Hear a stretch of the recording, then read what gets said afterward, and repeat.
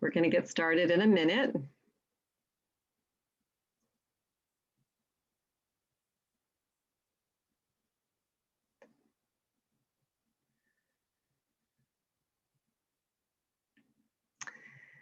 Welcome.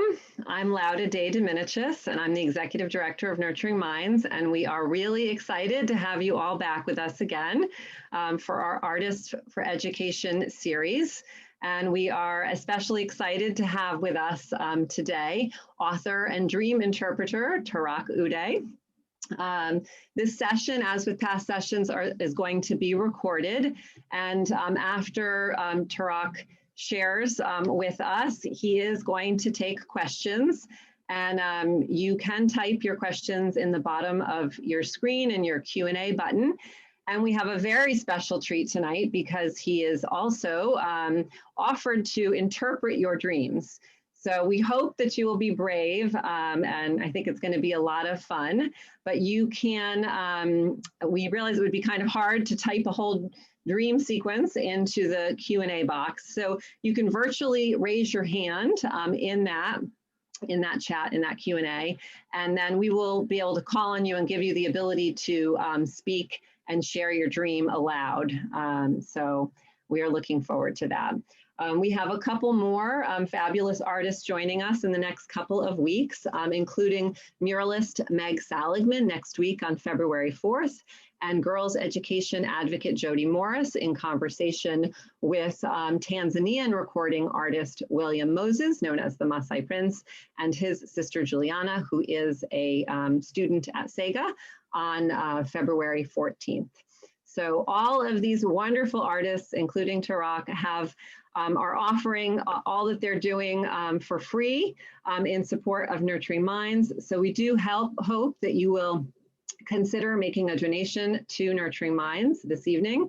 All of your support goes to support over 1,200 highly vulnerable Tanzanian girls and to support SEGA, Secondary Education for Girls Advancement, which has 3 different programs, including the SEGA Girls School, which has over 275 girls on a boarding school campus and provides quality education and life skills and leadership skills, career development, environmental stewardship, and entrepreneurship, and also supports another 1,000 girls off of their campus in 25 villages through a community outreach program called Modern Girl, and finally offers scholarships for continuing education beyond high school.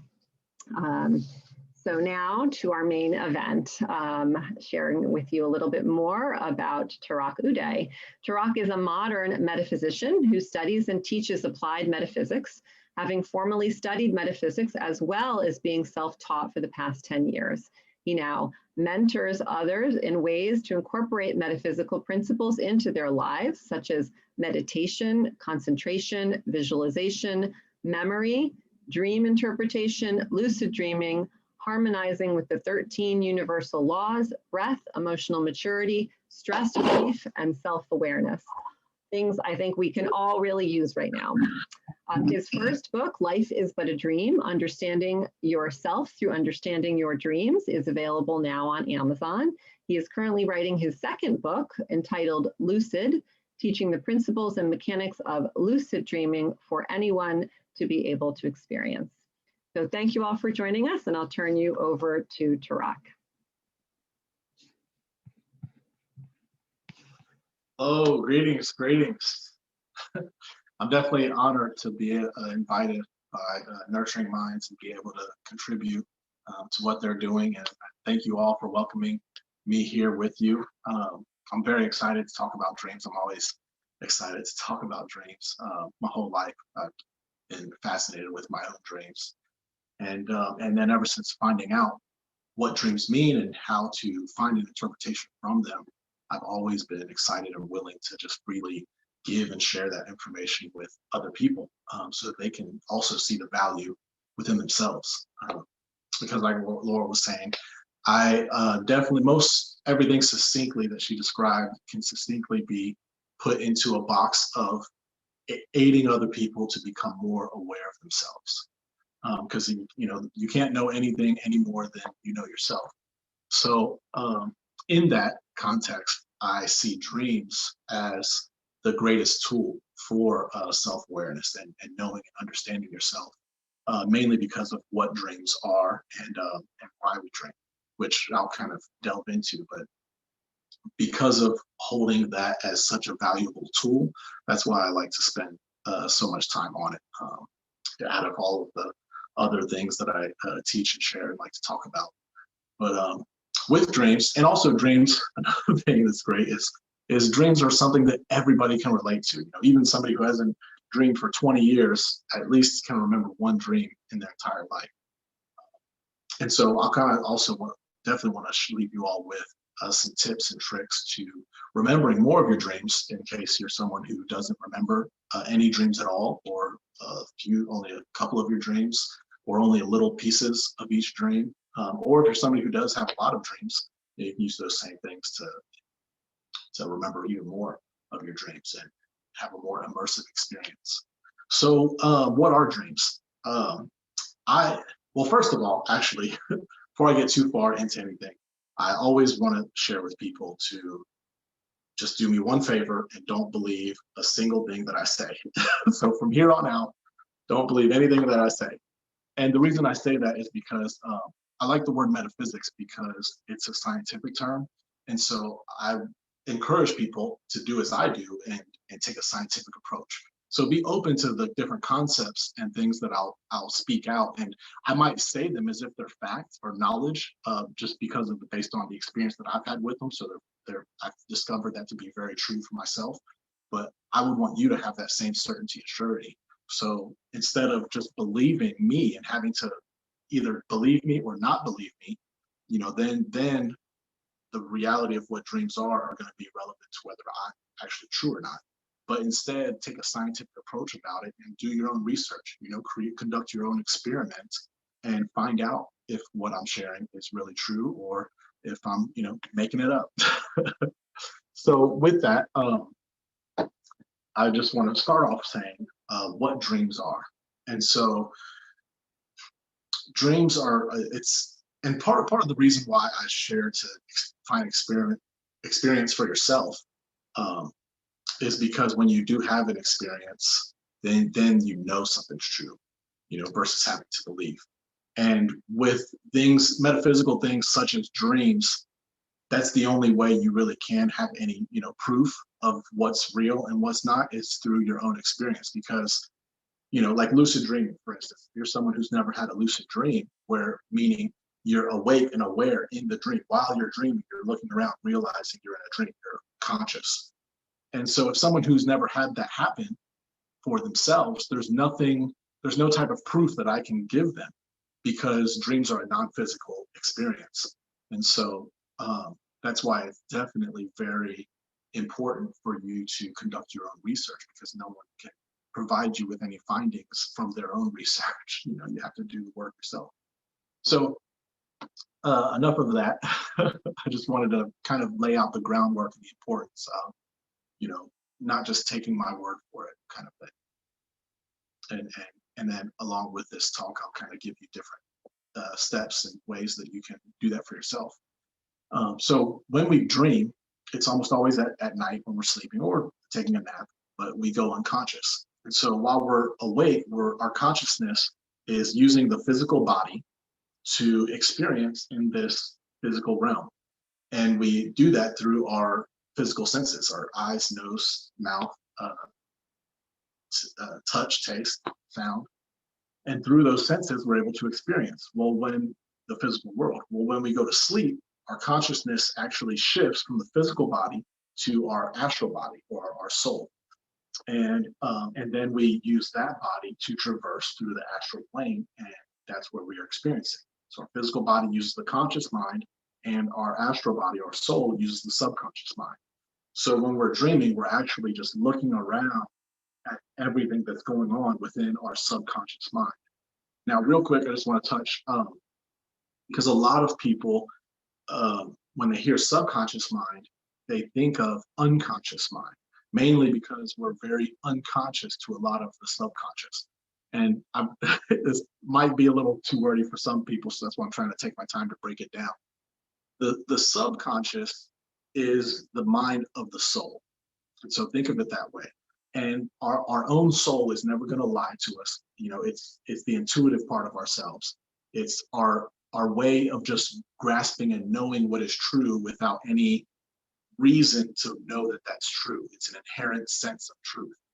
And that's where our messages from our dreams are so important, because they're coming from our inner self, our subconscious mind, our inner teacher, our inner guide that's trying to give us insight into how we're using our mind. Because like I said, when we go into a dream, we're moving into this body, this astral body, and able to look around and experience what's going on within our subconscious mind. And so when we're doing that, we're seeing the different images within our mind. And so when we think of the mind, there's two different forms. There's the state, which is the mind, and then there's the content of it, which are like the thoughts. So our thoughts are what fill up our mind. So if we're in the subconscious mind looking around at the different images that are going on, we're looking around at the different thoughts, because every thought that we think is actually an image. For example, right now, if everybody thinks of a balloon, you could, if you were here right now, or if I could hear you, you could probably tell me what color the balloon was that you thought of. And that's because when we think in images. Our thoughts are images. Even if you only saw the word balloon and you didn't actually see a balloon, you saw the word, you still saw the image of a word. And so we think in images, and that's because our minds communicate in images. So if our dreams are a communication from our inner subconscious mind to our outer waking mind or outer conscious mind about how we've been using our mind, then the communication is in a language of images. And so that's when we understand that language, then we can understand what the message is. And so in pertaining to that, I just first want to share that through dream interpretation, it is about understanding this language. However, only you, the person who's dreaming, can really know what the dream is. Only you can really interpret it. I often tell people it's kind of like if you get a letter written from a loved one in Chinese, and I just happen to know how to read Chinese. I can read you the letter and tell you what every word means, and translate the letter from Chinese into whatever language you speak. Well, English, because that's the only language I know. A little Swahili, but then I can do that with those words. But as far as the context and what that letter is truly saying, what that loved one is really trying to communicate to you, only you can really understand that. And so with dream interpretation, even though I say, oh, this dream is saying this, or this dream is meaning this, only you can really identify how that's showing up in your life, what that really means for you. And so I definitely want to put that out there when I say, I interpret dreams. I just kind of translate the symbols. Only you can really interpret the dreams. And so in doing that, just wanted to share that. And so to go back to where we were, as far as our dreams are in the subconscious mind, and we're looking at the different thoughts that we have throughout the day, then we're able to assess how we've been using our mind. So if we have a day that's, really stressed out, then we're going to be able to see that within the dream. And the dream is going to give us context into how to handle that, things to do about it. Or maybe we had a great day, we were very successful in achieving a goal, then our dream will be indicating to us how we were able to be successful with that in order to then replicate it in the future. And so a couple things to remember in that context is that when you're looking around the dream, everything is a part of you. Everything is an aspect of you. So every dream that you have is about you, the person who's dreaming. So if you have a dream about, your cousin Greg throwing rocks at your head, it's not telling you, stay away from your cousin Greg right now. It's telling you about something about yourself.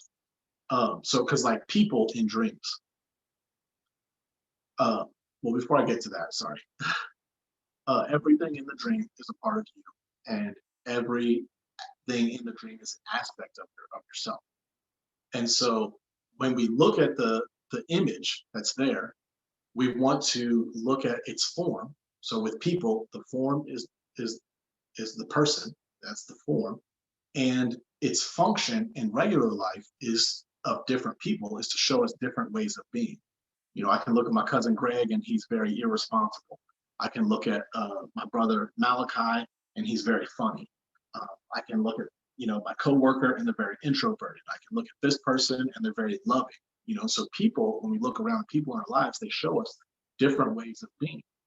And so people in our dreams are going to reflect those same characteristics within ourselves, you know, characteristics, you know, parts of our personality. You know, these idioms in our language are always relevant with dreams. And so with people in a dream, they will represent these different qualities of your own personality. And so when you're looking around in the dream and you see someone, it's actually reflecting about yourself versus the other person.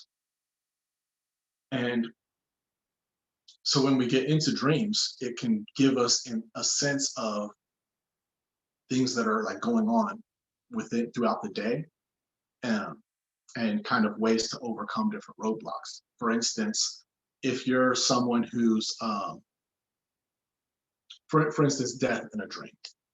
Death in physical life, that's the form, and the function of death is it transforms us from one form to another.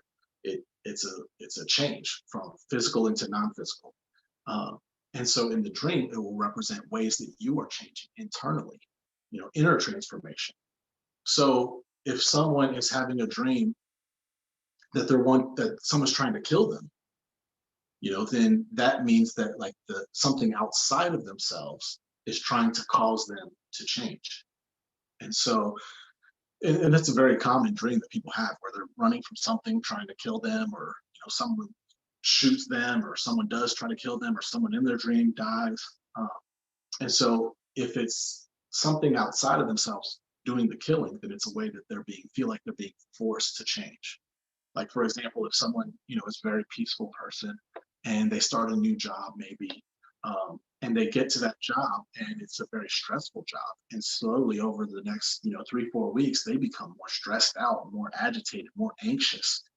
And eventually they realize that they're not the peaceful person they were, they're just always stressed out now. And so this job has influenced them to change who they are. So someone like that might have a dream where they, you know, have someone trying to kill them, you know. And if they're not wanting to face it, you know, if they're like, oh well, it's the job, you know, this job is very stressful. It's not anything I'm doing. You know, the job's very stressful, and they're not really wanting to look within and see how they've created this change for themselves. Then it will not only be a dream where someone's trying to kill them, but they're also running from it, not wanting to face it. And so when we look at our dreams, we really just want to see what's going on with the dream, and then how does that reflect to something in waking life.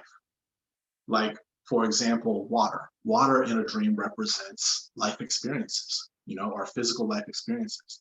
So if you have a dream where you're drowning in water, then it's gonna represent that you're kind of feeling overwhelmed with life. You know, things going on in your life are kind of overwhelming, and, you know, you're feeling suffocated by the experiences that are going on in your life.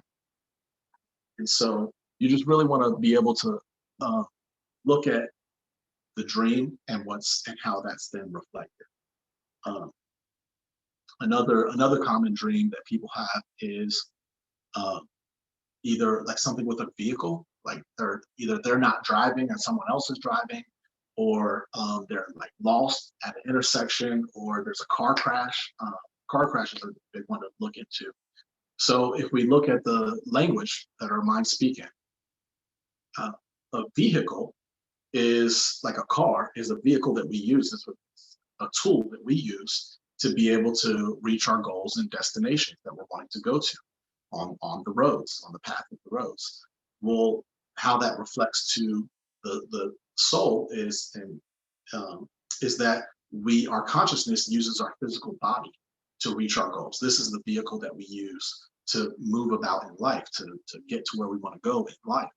And so a car in a dream is going to represent your vehicle, your physical body. And so, a car crash in a dream is going to indicate, that there's something that you're doing that is kind of breaking your body down. Like actually, well, I guess it was about 2 years ago. I had a dream where I was driving down the street and the car just fell into all these different pieces. And there were pieces of the car everywhere. And I woke up and I was like, it's not really a crash dream, but the car did just kind of like break down in pieces everywhere. I'm just sitting in the street, holding a steering wheel and sitting on a seat, and pieces of the car all over the street. And after I woke up, I was like, what am I doing that's kind of breaking my body down and leaving me susceptible to being sick? And then I realized like I had just started working out again for like the past like 4 or 5 weeks. And I was like really like every single day doing some kind of exercise. And my partner at the time, she was sick. So I was kind of taking care of her. And so after I had that dream, I woke up and I was like, oh, I've been breaking my body down from working out so long. And I'm now around this person who is sick, which normally I have a strong immune system. So I don't really ever worry about it. That's why at the time I didn't think anything of like catching any bug that she had. But I was realizing, oh, I've been breaking my body down, so I'm more susceptible to what she has. Let me stop working out and take care of her until all of this passes. And then I had like the sniffles for a couple of days, and that was it. And I wasn't anywhere near as sick as her, but normally I don't get that. So like my dream allowed me insight into how to respond to what was going on in my life, because I was able to have this dream about the car, the vehicle. So things like that are the reason why I find it so important for dreams, because you can wake up from a dream and react and respond, implement the message. Because it's fun to have a dream. It's interesting to interpret it and fascinating to find out what it really means. But none of that really matters if you don't implement it into your life. And so it's like if someone came running in here, hey, Tarak, the building's on fire, and I said, oh, okay, thanks. I'm doing a talk. The building's on fire. I'm not listening to that. Then the message, I might as well not even got the message, because if I didn't implement it and apply it into my life, then it does nothing for me. And so, so I then want to share, before we get into like questions or dreams that you all have, share with you a couple things. If you have a pen and pad, or you just remember it, write it down. A sequence of ways that you can remember your own dreams. And one thing that helped me, because I've had a wild, epic dreams my whole life, but it was always just, sometimes they would come and sometimes they wouldn't. I never really had any control on it. But once I actually started writing down my dreams, then it really grew, and it just slowly grew over time. And I had more control of being able to remember a dream any night I wanted, or every night. And so I want to share the way to record your dreams, because you can just write them down, but one way that I've found that will provide you with the most success with that is to, one, get a notebook that is solely for your dreams, because this is for you. This is communicating with your inner self. So by doing that, that sets the standard to your subconscious mind, to your soul. Like, look, I hold value and importance for what you have to say. So much so that this book is solely for what you have to say to me. But if not, you can write on a napkin. It doesn't matter.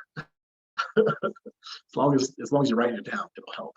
But what you'll want to do is, say it's tonight. Today's the 29th, I believe.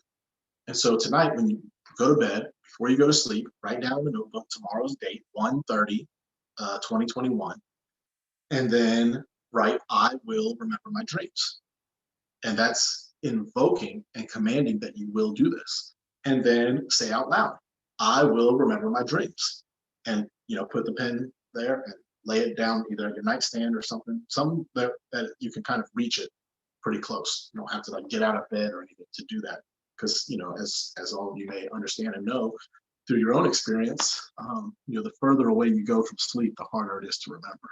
But when you write it down, it's fascinating to me. Even to this day, if I wake up and don't write my dream down, 30 minutes later, I'll sit there and interpret it before I get up.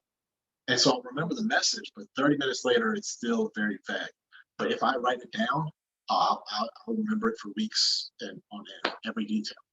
And so, and that's, me writing my dreams down for 10 years, it still has that same kind of effect, power through writing it down and the difference that it makes. So that's what you'll write. And then when you wake up, you'll just start writing your dream. And even if you only remember one sentence, I was in a red car. That's it. That's all you need.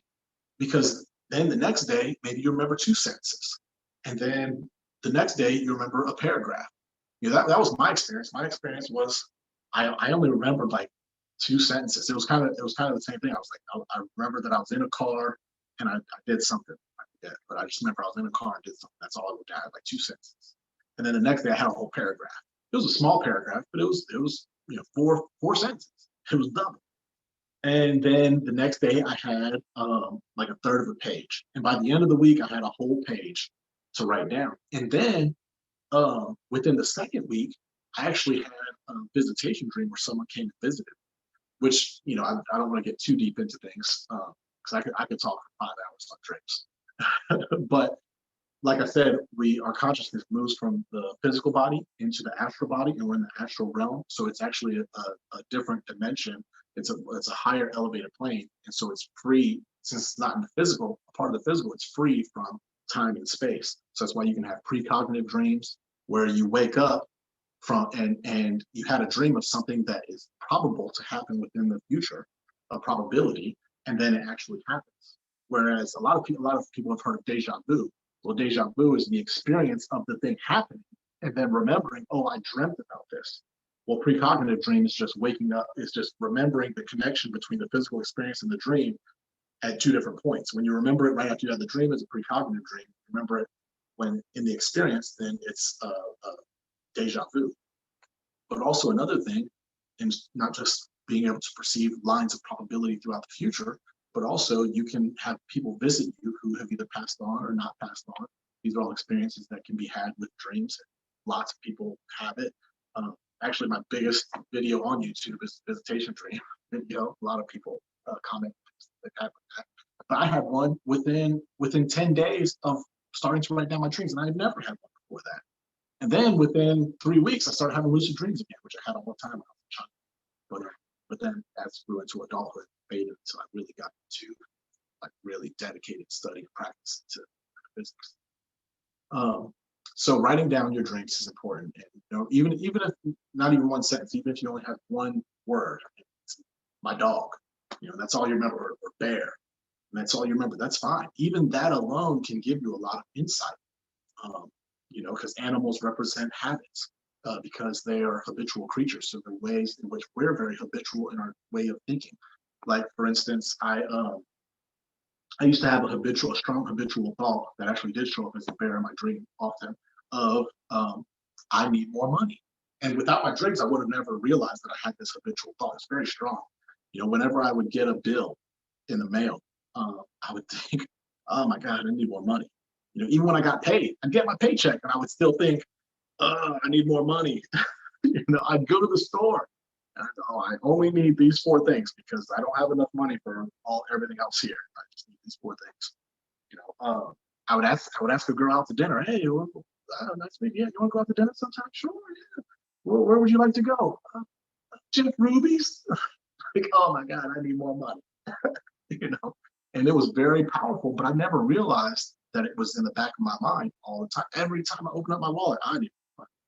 And it was very powerful. And then when this bear showed up, and the way that it showed up in the dream, it was able to indicate to me that it had to do with money. And so then I was able to then change that habit, and so inform new habits. And so that's just an insight into more of the power of dreams. So even if you only have one symbol, like one word that you're writing down the next morning, even that has value for you, and you can do something with that. And it's just something to build upon. And so even if you do this tonight and the exercise doesn't work, and you don't remember a dream tomorrow, that's okay. Just do it. If you do it for 7 days straight, I guarantee you'll remember something within 7 days. But I even had, when I very first started teaching, a woman who said that she hadn't remembered a dream in 20 years. And I shared with her this exercise, this technique. And she called it, well, actually woke me up because it was like 6:30 in the morning. She called, oh my God, Tarak, you won't believe I remembered a dream. She was just so excited. She didn't realize, how early I didn't get it. So it was fun. So I interpreted, but it was very great to see someone who like because when I was telling her, she was like, the whole reason of her telling me she hadn't drank in 20 years was kind of to tell me like, yeah, you're wasting your time. I haven't drank in 20 years. This isn't going to do anything for me. But it even helped with her, and I've had that experience with other people. Tell people they don't. So don't think that that's going to be a deterrent for you. I mean, this exercise is powerful, especially when you invoke it. You tell, because that invocation, I will remember my dreams. That's telling your subconscious mind, hey, I might not have been paying attention before, but I'm ready to listen now. Look, I have these notes and notepads ready, a receptive space to receive what you have to say. And then through writing it down, applying it into your life, then you're communicating back to your dream. Then you get into like this cycle of like, here's a message, and then here's the reply and how I put it into my life, which creates something new. So here's a new message showing how you've changed and what to work on next. It's like this cycle that you kind of get into. It's fun, really. But that's kind of what you want to do. And a couple other things that you can do to remember your dreams is one, talk about your dreams. And you don't even have to, even if you don't remember your dreams, you don't have to talk about your dreams. Just ask other people about their dreams. Hey, you remember any dreams lately? You ever dream? Just because by putting your attention on it, then it's going to increase it because you're giving energy there. What you put your attention on grows.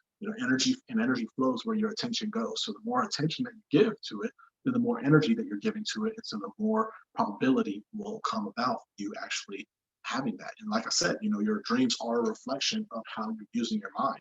And so throughout the day, if you're using your mind for the purpose of remembering more dreams, then your subconscious mind will respond to that.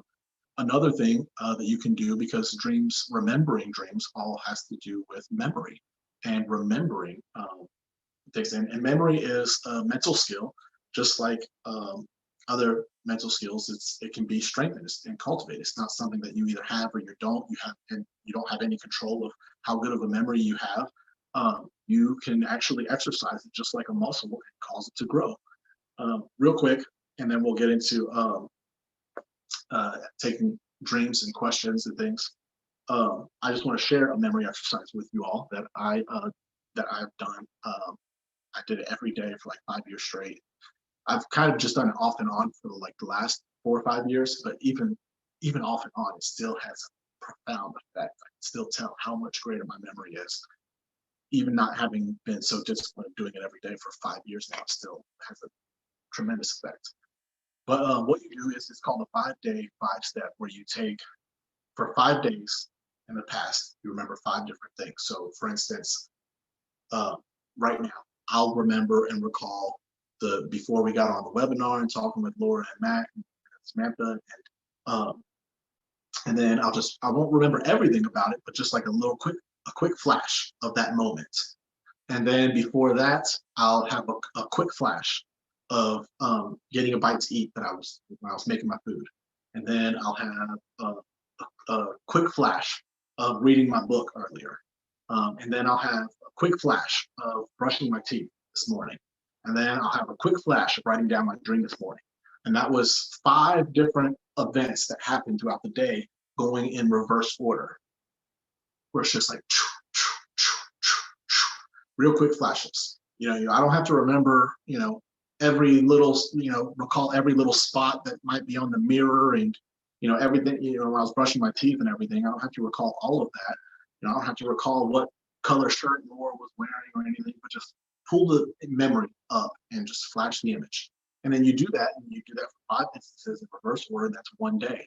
And then you do it for 4 previous days as well, all in reverse order, starting with the end of the day, going to the beginning of the day for yesterday.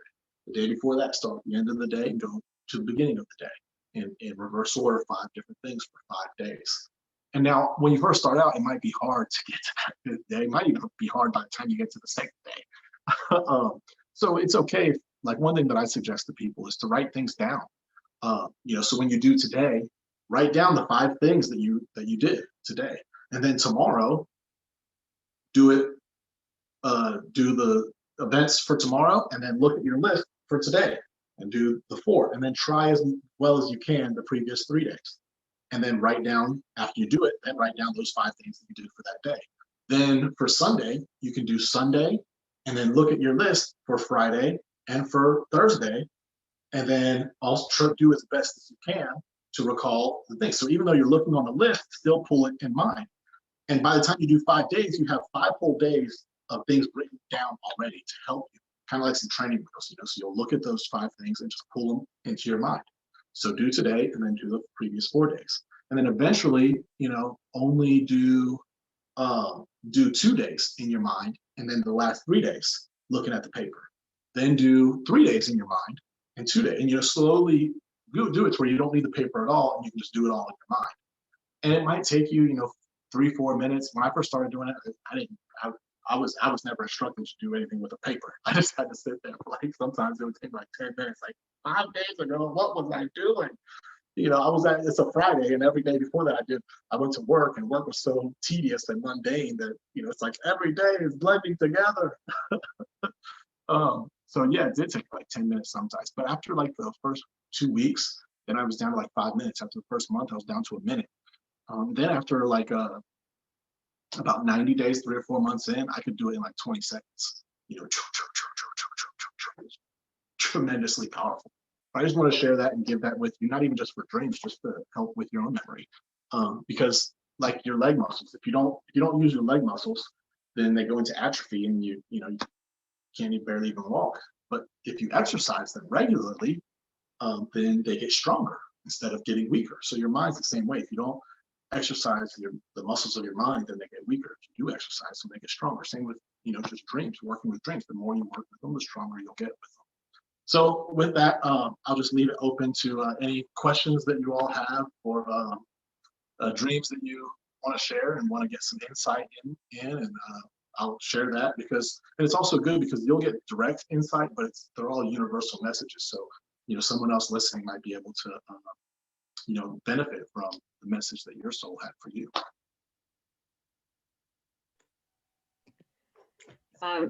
That was so interesting and so cool. I'm going to start out, not a dream yet. I'm not being that.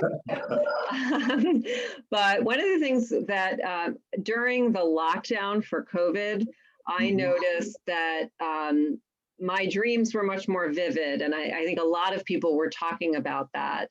Do you know why that is? Did you hear about that a lot as well? Yeah, I definitely experienced that. I had more pertinent dreams than normal. They weren't like I just had my normal dreams, but I also had like direct messages for different things. But even people around me, I was getting blown up on dreams. You know, I was interpreting. I went from interpreting like 2 or 3 dreams every morning for other people to like 10 dreams every morning. And I think it was because people are used to being able to find answers outside of themselves at some point, you know, and this was such a global event that, and no one really had any answers for them. You know, the media didn't have any answers. The world leaders didn't have any answers. You know, people in their regular life, you know, mentors or adults and things didn't have any answers. And so they just naturally, unconsciously were finding answers within themselves on how they personally could navigate through what they were going through. And so that was my experience and interpretation of kind of why that was happening. Right. And here in like the last 2 or 3 months, a lot of people have really ramped up with dreams as well.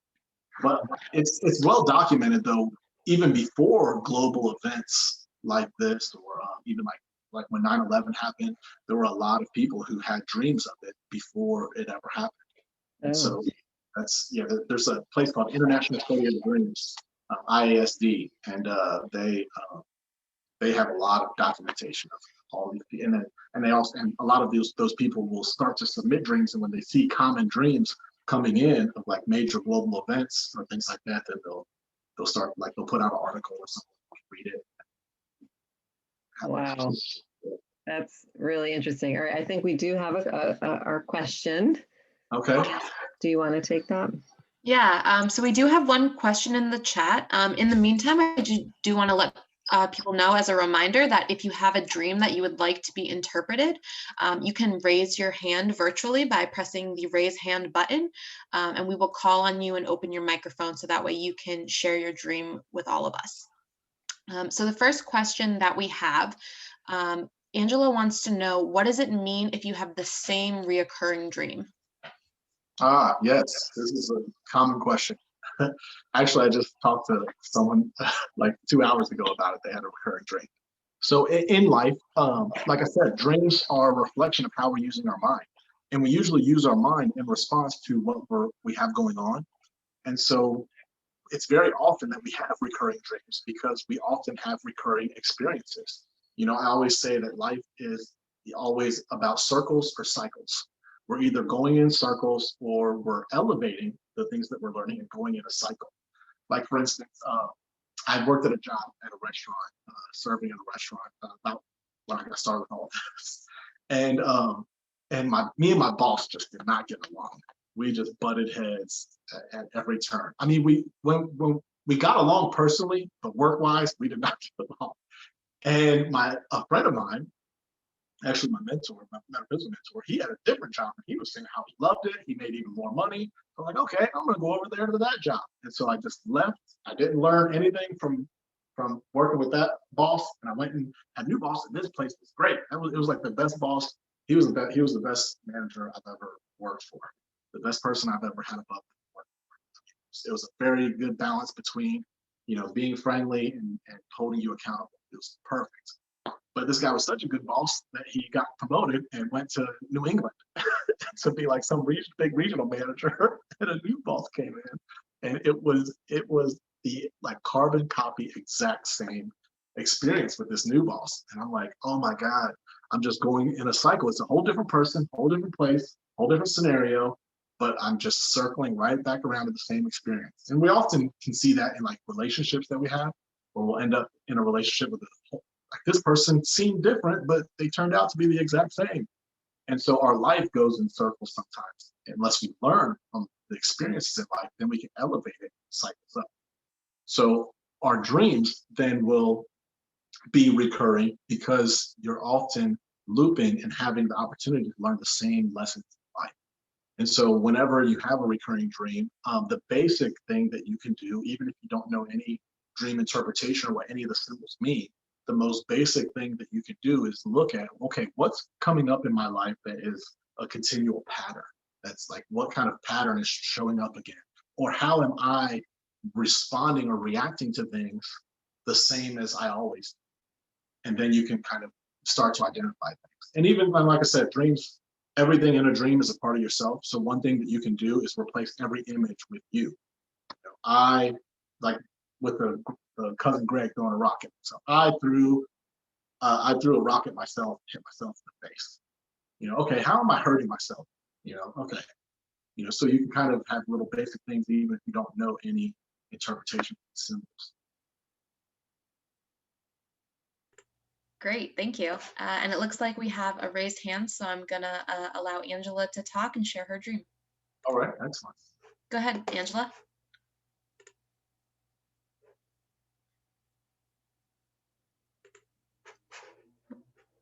Angela, I think you're muted, but you should be able to unmute yourself. There we go. There we go.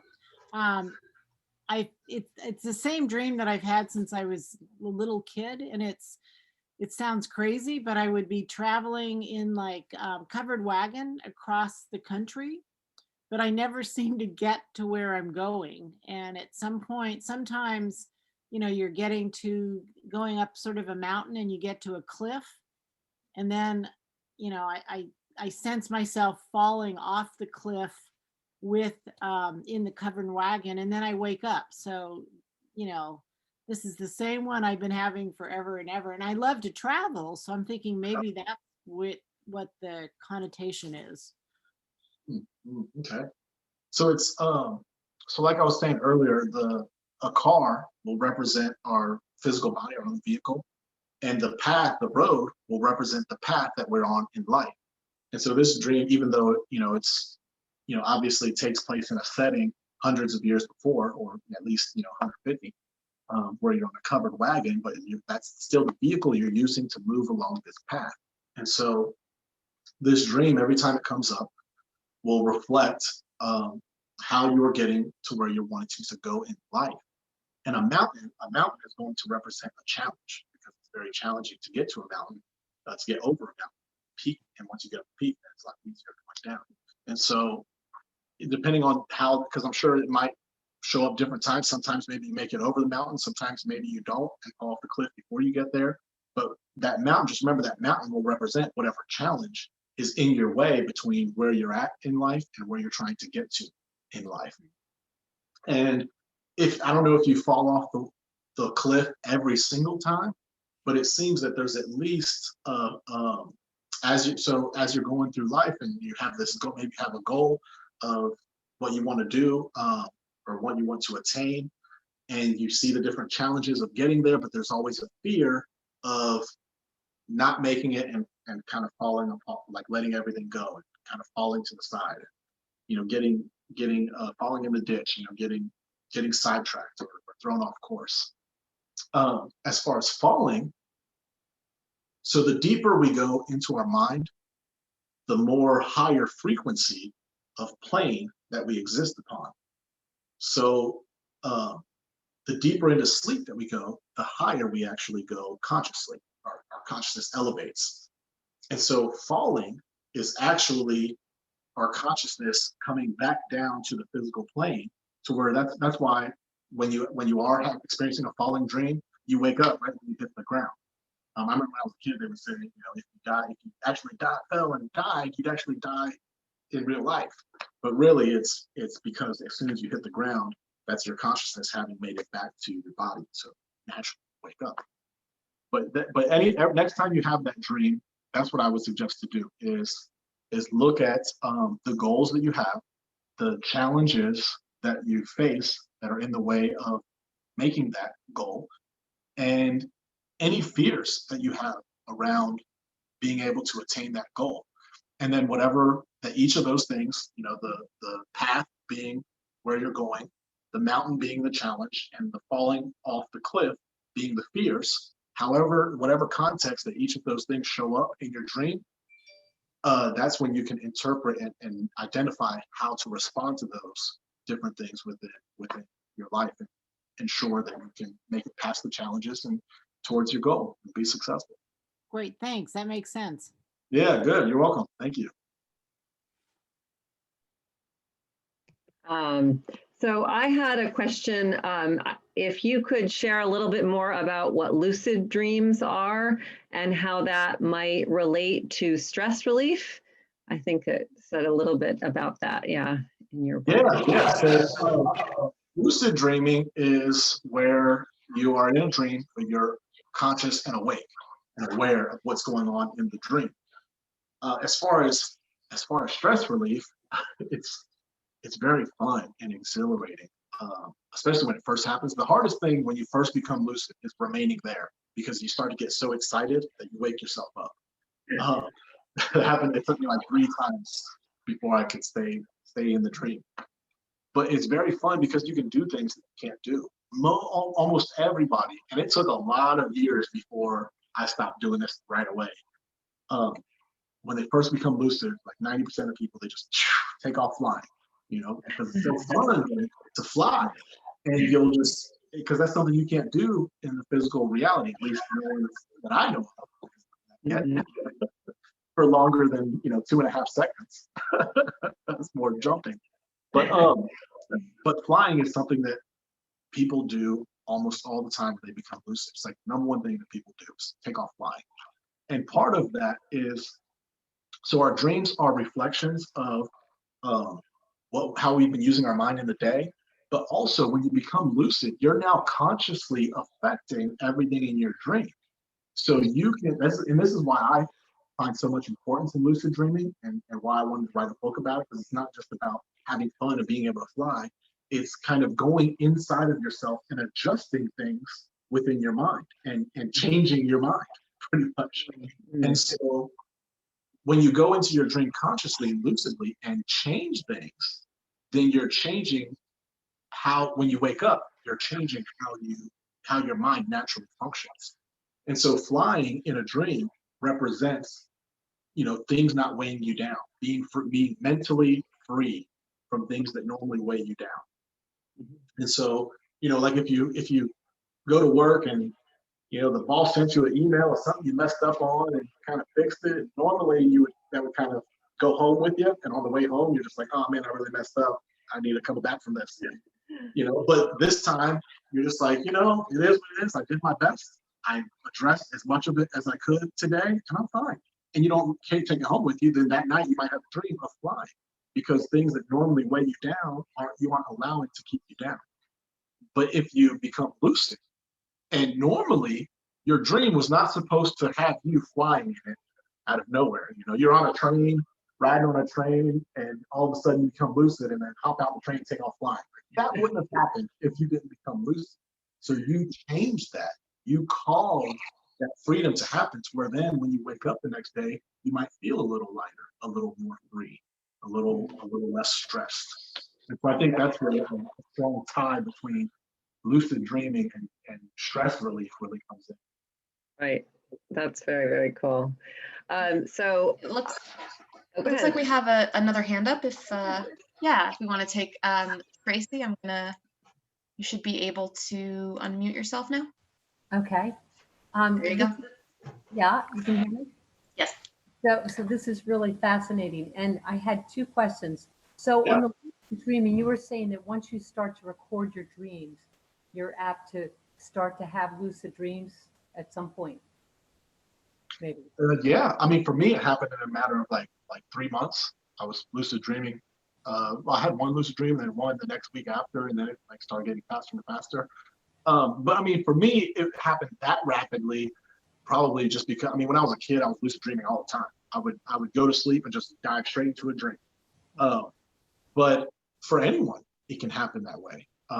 It's just your belief will have a strong reality or effect towards what happens and transpires. So the more that you believe that it's possible, then the easier it'll be. And when you actually are starting to write it down, and pretty much the more dedication that you have towards it, then the more likely it'll happen. I see. But yeah, eventually, lucid dreaming, especially if you start doing what I was saying as far as like the memory exercise, because like I said, dreams are a reflection of how we use our mind. And so if being lucid is just all about being more aware in your dream, then the best thing that you can do, in addition to writing down your dreams to become lucid, is to spend more time being lucid and aware of what's going on around you. Mm. What am I seeing? What am I hearing? What am I tasting right now? What am I smelling? What am I feeling? Externally, me feeling my shirt on my skin, the coolness of the air around me, but also internally, feeling and internally, what emotions am I feeling? What's the energy like in my body? Get a sense of like what's behind me. That's a really good trick that I would do to really help with lucidity. It's just throughout the day, being aware of what's immediately behind me. Because we never really put much attention on it because our eyes only see this. So we never put much attention on what's behind us. So being more aware and alert and awake during the day will definitely have a tremendous impact on your ability to have a lucid dream. Oh, thank you. I have one other question. When you were Yeah. talking about visitations, and Mhm.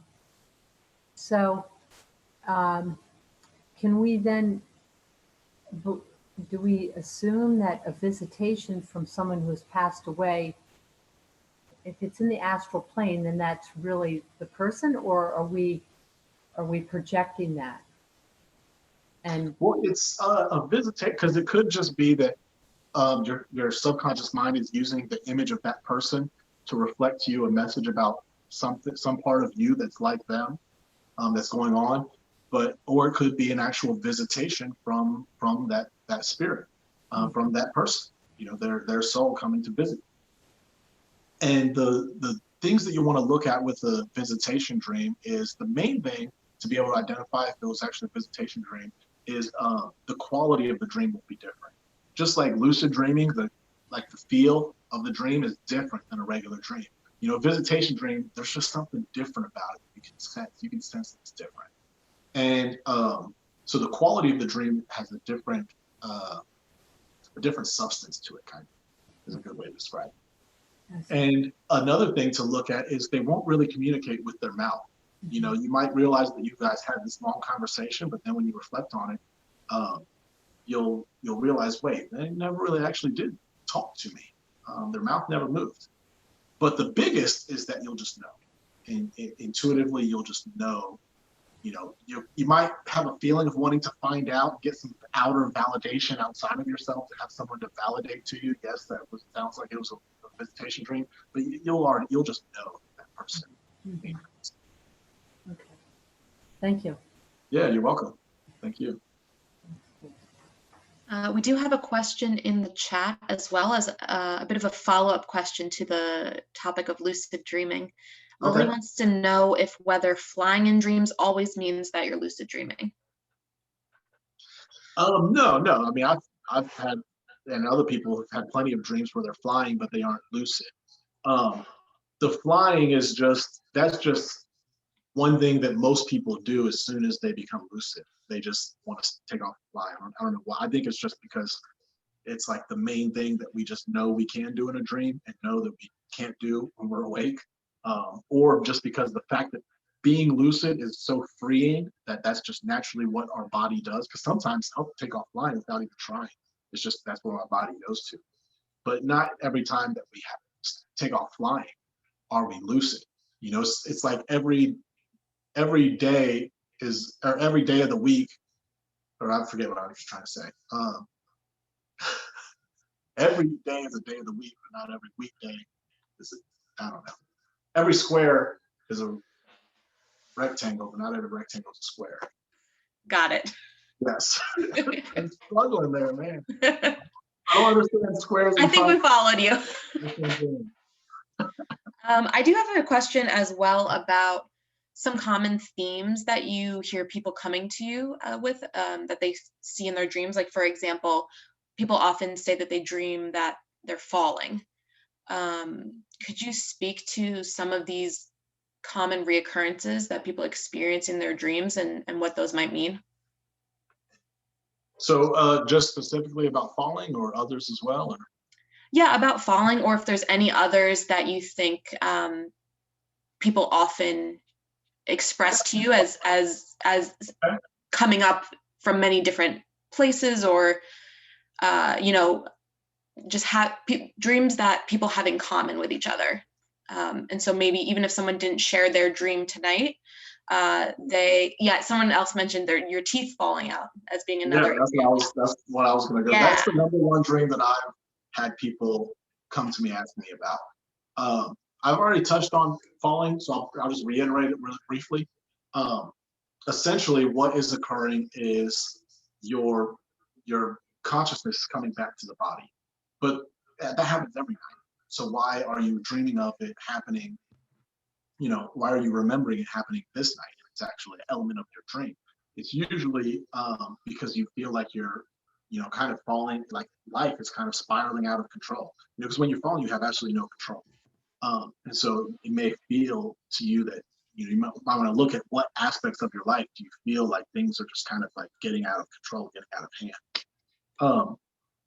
But teeth falling out. So this one I kind of have to break down a little bit just to help you really fully understand. So when we eat food, our teeth break down the food so that our body can digest it. We all understand that. And when we digest it, the body extracts the nutrients, and those nutrients become a permanent part of our body. It becomes the nails, the skin, the organs, the blood. And then when we do that, then it's easier for the body to then let go of the waste. We can let that go. Well, the way that our minds have that same process is through learning the lessons that we have to learn from in life. When if me and my significant other get into an argument and we're both, mad at each other afterwards, and she never listens to anything I say. She never listens. Well, if I then sit and break that experience down, then when I break it down, it's easier for me to digest what happened. Okay, I wasn't also listening to her. I kept on wanting to tell her what I had to say. It was over talking her. And so then I can identify what I have to learn from the experience. I can extract the nutrients from the experience. The only thing of value within the argument was what I have to learn from it. If I can come away from the argument having learned something, then the argument holds value for me. And so, okay, I can learn how to be a better listener. And then maybe then she'll have space to hear what I have to say. So, okay. And then when I do that, then it's easier to let go of the emotion that's tied to, the argument. It's easier to let that's waste. It's something I can release and let go. So, so food in a dream represent knowledge, the learning, the lessons that we have from life. Going to the bathroom represents release. Well, teeth represent the tools that we have to break down the experiences. So contemplation or dream interpretation is a great tool that we use to break down our experiences in life. And so teeth falling out, it's kind of the whole context of, if you don't use it, you lose it. And so it's a way that your mind is telling you, hey, you have to use the tools that you have to break down the experiences in your life so that you'll be in a better position to learn what you have to learn so that you can actually let these things go. Because that's one of the biggest things that I have found within myself, and then also within everyone that I've worked with, is it's so hard for us to let things go. And we love to hold on to things, especially me as a Taurus. I love to just hold on to things. I might, we might move on from it, but I still hold on to it. It's really hard to let stuff go. I find it troubling for a lot of people to let things go. And so, so when your teeth are falling out, it's saying, hey, use what you have, tools you have to break down what actually occurred so that you can actually learn from the experience you had. Yeah, thank you. I think that makes a lot of sense. Yeah, you're welcome. Yeah, I appreciate the insight. I'm going to turn it back over now to Lauda. Okay. Thank you so much, Tarak. That was just fun and so cool. And it seems like I can understand how you'd be able to talk about dreams for hours and hours and hours on end, because I can see that we could keep asking you questions and go deeper and deeper. But I want to thank everybody for joining us tonight. And we put up into the Q&A on the Nurturing Minds in Africa website. If you are interested in deep appreciation for Tarak's time and being with us, we do hope that you'll consider supporting Nurturing Minds and the SEGA Girls School through a donation tonight. Thank you so much for coming. Thank you, Tarak, for sharing. Remember his books on Amazon, and you can dive in more deeply that way. And we'll be eager and looking for your next book coming up too. So thank you. Thank you. I appreciate it. Take care, everybody. Peace. Peace.